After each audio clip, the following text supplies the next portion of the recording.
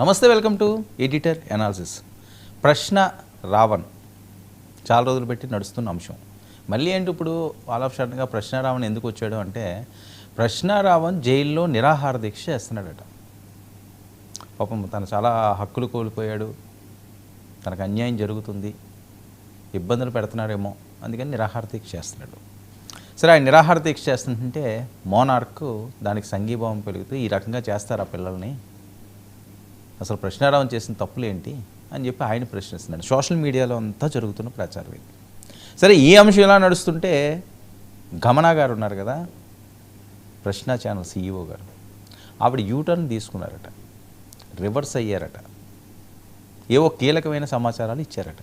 మరి అందుకని ఇంకా ఆయన ఇరుక్కుపోయాడు, పూర్తిగా మునిగిపోయాడు అని చెప్పి నిరాహార దీక్ష చేస్తున్నాడా, లేకపోతే ఈవిడేమన్నా లీకులు ఇచ్చింది అనే ఆ బాధతో తిండి సహించక ఆ రకంగా ఉంటున్నాడు. చాలా ప్రశ్నలు అండి. ఎందుకంటే ఆ పేరే ఛానల్ పేరు ప్రశ్న, ప్రజలకు కూడా చాలా ప్రశ్నలు దాని మీద వస్తున్నాయి, చాలా కథనాలు కూడా ప్రశ్నలుగానే ఉంటున్నాయి, కానీ సమాధానాలు అయితే దొరకట్లేదు.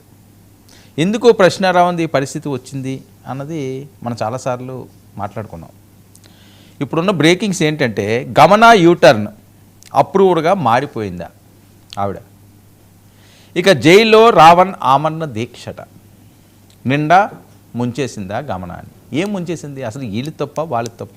అసలు గమన ఎక్కడి నుంచి వచ్చింది? ఇప్పటికీ వాళ్ళ భర్త ఎక్కడ ఉన్నాడో తెలియదు. ఇంత ఇష్యూస్ జరుగుతున్నప్పుడు వాళ్ళిద్దరికీ సరే ఎప్పుడన్నా విడిపోవచ్చు, విడిపోవడం అదే తప్పు కాదు, అదేమి నేరం కూడా ఏం కాదు. మరి విడిపోయినాడు ఎక్కడున్నాడు? ఏదో ఒక మాట మాట్లాడారు కదా. మొన్న మధ్యన ఒక వీడియో నేను ఒకటి చూపించాను, ఇలా కోసుకుంటున్నాడు ఆయన, ఏదో బెండకాయలు మిరపకాయలు కోసినట్టుగా కోస్తున్నాడు, చేయి కోసుకుంటున్నాడు ఆయన. అది వీళ్ళు సరే వీళ్ళు తీశారు, ఇంకోళ్ళు తీశారు, వీళ్ళు తీశారని మనం ఆరోపణలు చేయలేము. వస్తున్న కథనం ప్రకారమే నేను మాట్లాడుతున్నాను. వీళ్ళే చేశారు, వీళ్ళు చూస్తున్నారు, షూట్ చేస్తున్నారు అని. అంటే అతను అంత ఇబ్బంది పెడితే అతను ఆ రకంగా ఒక సైకోలో ప్రవర్తిస్తున్నాడు. అతనికి అంత కోసుకుంటున్నాడు, సైకో అంటే వేరే వాళ్ళ మీద కాదు. ఇంకా ఆయనకి బుర్ర పనిచేసి ఉండదు. ఎందుకంటే మరి ఈ గమన ఆయన ఆ చౌదరియో ఎవరో రెడ్డో ఎవరో ఉన్నారు కదా, ఇంద్రజిత్తో ఇంద్రసేనో ఏవో, సో అతను ఈవిడ బాగా క్లోజ్గా ఉంటున్నారు. మరి ఆయన ఏమైనా పెట్టుబడి పెట్టేయడమో ప్రశ్న ఛానల్కి. అసలు 1 లక్ష, అదిగో చూడండి, అదిగో మా వాళ్ళు రెడీగా ఉంటారు ఎలాంటివి వేసేయడానికి. సరే తీసేయండి మా వద్దులేండి, తీసేయండి అవద్దు, చూడండి అదిగో, నేను చూపించకూడదు అనుకున్నాను, వాళ్ళు వేస్తారు. సో మరి అంత దారుణంగా ఆయన అలా కట్ చేసుకుంటున్నాడు అంటే పరిస్థితి ఏంటి? ఆ మెసేజ్ ఏమి వెళ్తుంది? ఎందుకు అలా చేసుకుంటున్నారు? ఆయన సెల్ఫీ తీసుకుంటే ఎలా చేయలేదే, ఎవరు తీశారు ఆ వీడియో?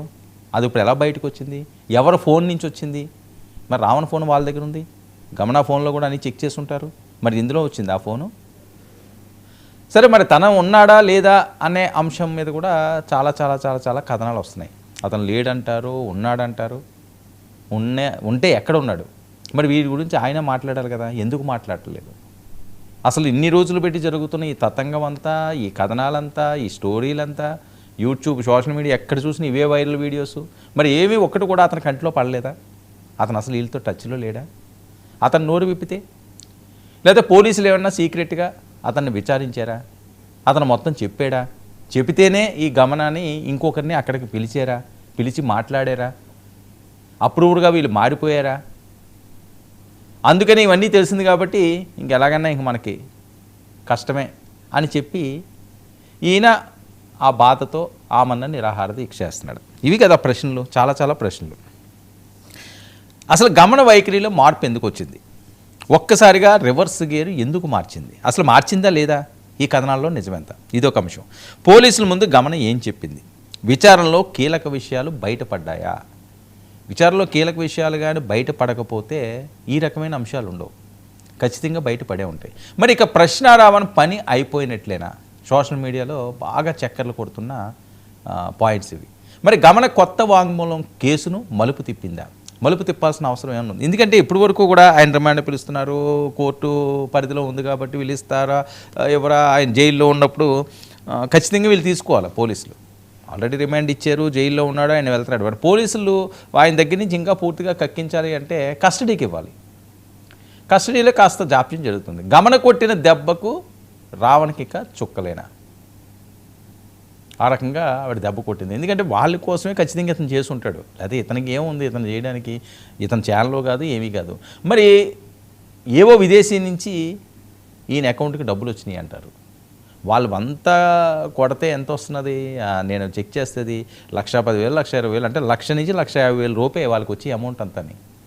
కానీ ఒక బ్రహ్మాండమైన ఆఫీసు, ప్రైమ్ లొకేషన్లో హైదరాబాద్ నడిబొడ్డులోని పెద్ద పెద్ద కార్లు, మరి అతని వెనకాతల బౌన్సర్లట. అంటే ఎందుకు బౌన్సర్లు ఉంచుతున్నారు? ఏం చేసేవాడు ఇతను? రియల్ ఎస్టేటా, సినిమా హీరోనా, పెద్ద పెద్ద బడా వ్యాపారస్తులా, లేదా పెద్ద పోలీస్ ఆఫీసరా, పెద్ద పొలిటీషియనా? ప్రశ్నారావణికి బౌన్సర్లు ఎందుకు ఉన్నారు? సో చాలా చాలా అంశాలు ఉంటాయి కదా. పోలీసులు అంత ఈజీగా వదలరు కదా, ఏదీని వదిలే పరిస్థితి కూడా కాదు ఇది.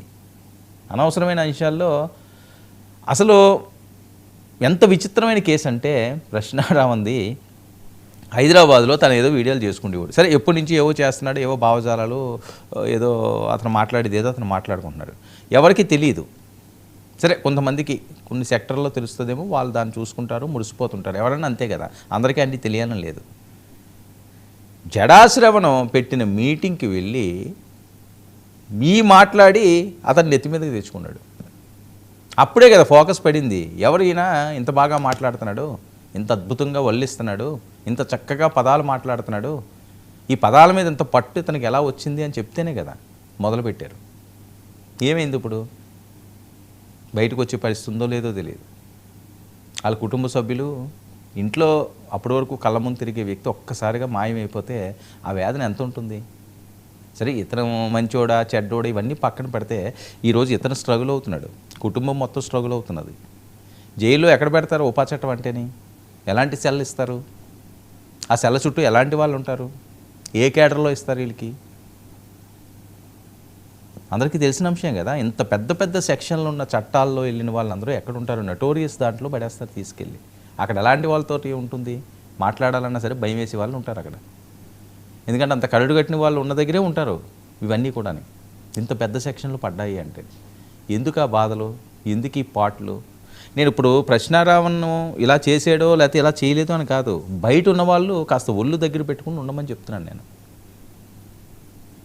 ఒక మంచి సలహా, నచ్చిన వాళ్ళు తీసుకోండి, నచ్చిన వాళ్ళు పోండి, నాకేం ఇబ్బంది లేదు. అది అనవసరమైన వాటిల్లో దూరి మీ జీవితాల్ని, మీ కుటుంబ జీవితాల్ని రోడ్డున పడేయద్దు.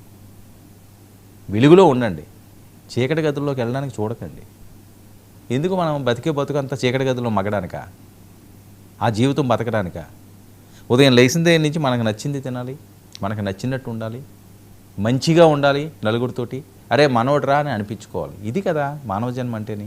ప్రతి ఒక్కరు మనం తిట్టుకుంటా, లేకపోతే రోజుకొచ్చి ఎవడొచ్చి మన ఎత్తుకుపోతాడో తెలియకుండా, ఎవడు ఎటు నుంచి వచ్చి ఏ కేసు పెడతాడో తెలియకుండా, ఎందుకు ఇదంతాని? నోటి మాటే కదా, ఆ నోటి దురదే కదా. ఇందులో ఏమైనా వేరే అంశాలు ఉంటాయా? నోరు చేసిన చేటిది. నోరు మంచిదైతే ఊరు మంచిది అవుతుందని పెద్దలు ఎందుకంటారు? వాళ్ళకి తెలియకంటారా? ఇవన్నీ వాళ్ళు చూడకంటారా? మన చిన్నప్పటి నుంచి వింటున్న సామెతది. నోరు మంచిదైతే ఊరంతా మంచిదవుతుందని. ఎందుకంటే నువ్వు మంచోడు అని ఒకసారి ముద్ర పడింది అంటే ఆ ముద్ర అంత ఈజీగా చెరగదు. ఒకవేళ నువ్వు తప్పు చేసినా సరే, లేదు మంచోడురా పాపం, అతను ఏది ఇరికించినట్టున్నాడరా అంటాడు. నువ్వు చెడ్డోడు అని ఒకసారి ముద్ర పెడితే నువ్వు ఎన్ని మంచి పనులు చేసినా, ఎన్ని సేవలు చేసినా, దొంగనాగుడుగాడు ఎక్కడి నుంచో తీసుకొచ్చి దొబ్బి ఇక్కడ పెడుతున్నాడు, ఆడు మంచోడేటి, ఆడు పెద్ద ఎదవా అంటారు కాదా? మనం జనరల్గా ప్రశ్నించుకుంటే మన మనస్సాక్షిని కొన్ని సిచ్యువేషన్లు మనం చూస్తుంటే. సో ఇదంతా నోరు చేసే పని. నోటితో మనం ఏం చేయాలో అవి మాత్రమే చేయాలి. దాన్ని వేరేలా తీసుకొచ్చి లేకపోతే వేరే రకంగా చేసి ఏదో చేద్దాం అనుకుంటే ప్రశ్నారావణ గతే అందరికీ పడుతుంది. ఎవరు చేసినా సరే అది మనం జాగ్రత్తగా ఉండాలి, ఒళ్ళు దగ్గర పెట్టుకుని ఉండాలి.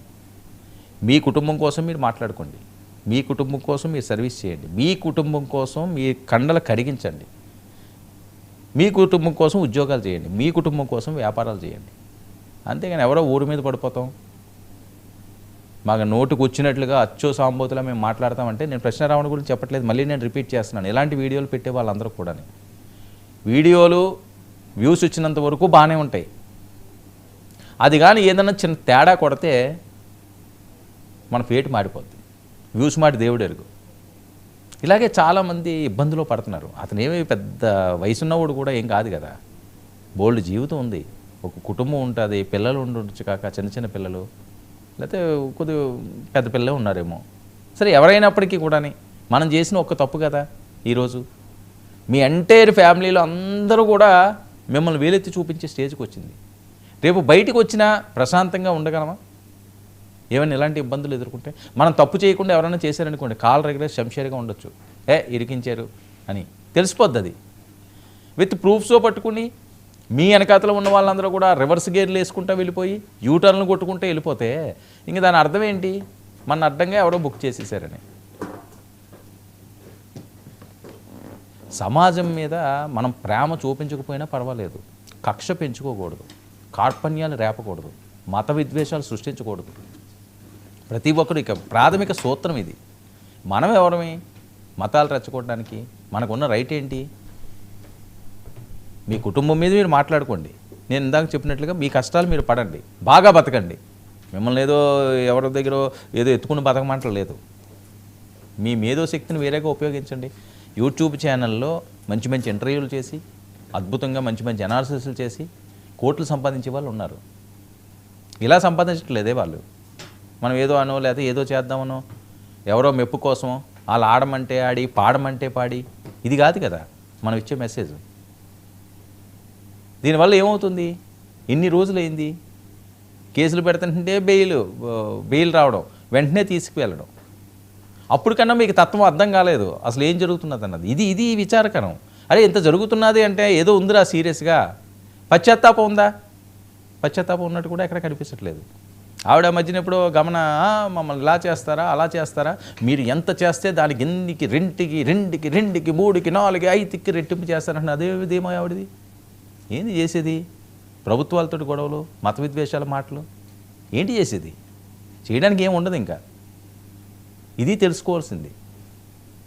1కి 2 చేస్తారు, 2కి 3 చేస్తారంటే 3కి 6 చేస్తారు, 6కి 9 చేస్తారు, లేకపోతే 6కి 12 చేస్తారు. ఎవరు చేసి వాళ్ళు చేస్తారు. ఇది కాదు కదా మనం. అయ్యో ఇది మనం పొరపాటు జరిగింది కదా, అనుకోకుండా జరిగిందో లేకపోతే కావాలని చేసామో. తప్పు చేయడం సహజం అండి. తప్పు చేయని వాడు ఎవ్వడో ప్రపంచంలో ఉండడు, ఎంత గొప్పవాడైనా సరే. దేవుళ్ళే అప్పుడప్పుడు తప్పులు చేసిన సందర్భాల్లో లేకపోతే తప్పుగా మాట్లాడిన సందర్భాలు ఇలాంటివి చాలా ఉన్నాయి. మన పురాణాల్లో ఎన్నో చదువుకున్నాం. కొన్ని పొరపాట్లు, అది మంచికో చెడ్డకో లోకరక్షణ కోసం ఇలాంటివి ఏదన్నా వాట్ ఎవర్ ఇట్ కావచ్చు. తప్పు చేయని వాడు ఎవడన్నా ఉంటాడా? ఎవ్వడో లేడు. ఒక్కడి పేరు చెప్పండి తప్పు నేను చేయలేదు లేదా తప్పు మాట్లాడలేదు అబద్ధం చెప్పలేదు అన్నవాళ్ళు ఎవ్వరూ లేరు, ఉండరు కూడా. ఎందుకంటే ఇప్పుడున్న సమాజం అలాంటిది. ఎక్కడో దగ్గర ఏదో రకంగా మంచికో చెడ్డకో, అంటే అది మనం ఏదో ద్రోహం చేద్దాం, అన్యాయం చేద్దాం, ఇబ్బంది పెడదాం అని తప్పు చేయకపోవచ్చు కాక, తప్పని పరిస్థితుల్లో కొన్ని తప్పులు చేయాల్సి వస్తుంది, కొన్ని తప్పుడు మాటలు మాట్లాడాల్సి వస్తుంది, కొన్ని తప్పులు చెప్పాల్సి వస్తుంది, కొన్ని అబద్ధాలు చెప్పాల్సి వస్తుంది. ఇప్పుడు ఎక్కడ దాకా ఎందుకండి? చిన్న సింపుల్ ఎగ్జాంపుల్, సరే అందరికీ తెలిసిన అంశమే. చందమామ రావే జాబిల్లి రావే అంటారు చిన్నపిల్లలు ఎత్తుకుంటే. చందమామ వస్తుందా? ఇదిగో అమ్మ చందమామని ఇదేదో చూపిస్తారు, లేకపోతే అందులో మిర్రర్లో చూపిస్తారు. దాని అర్థం ఏంటి? అది అబద్ధమే, నువ్వు మోసం చేసినట్టు కదా నీ పిల్లని. అంటే దానికి ఇంకేం ఆన్సర్లు ఉండవు. తప్పకది ఆ నిమిషం ఆ పిల్ల సంతోషం, ఆ పిల్ల కళ్ళల్లో ఆనందం చూడడానికి, ఆ బోసి నవ్వులు, ఆ ముసిముసి నవ్వులు చూసి ఆ తల్లి ప్రేమ మురిసిపోవడానికి, లేకపోతే తండ్రి ఏదన్నా పిల్లలకి, చిన్న పిల్లలకి చెప్తుంటాం. అవన్నీ తప్పులే. అందుకే నేను అన్నాను ఏ మనిషి ఎవడో ఉండడు అని. అది మంచికి ఉపయోగిస్తారా చెడ్డకి ఉపయోగిస్తారా అని తర్వాత అంశం. ప్రశ్నారావణం మరి నిరాహార దీక్షట, మరి దాన్ని జైలు అధికారులు ఏం చేస్తారు, పోలీసులు ఏం చేస్తారు, గమన ఏం చెప్పింది, ఎందుకు ఆయన ఆమరణ నిరాహార దీక్ష ఇప్పుడు చేస్తున్నాడు, దీని మీద మోనాక్ గారు ఆవేదన ఏంటి, ఇవన్నీ కూడా సంచలనం రేపుతున్న కథనాలు. మరి దీనికి పర్యవసానాలు ఈ ప్రశ్నలు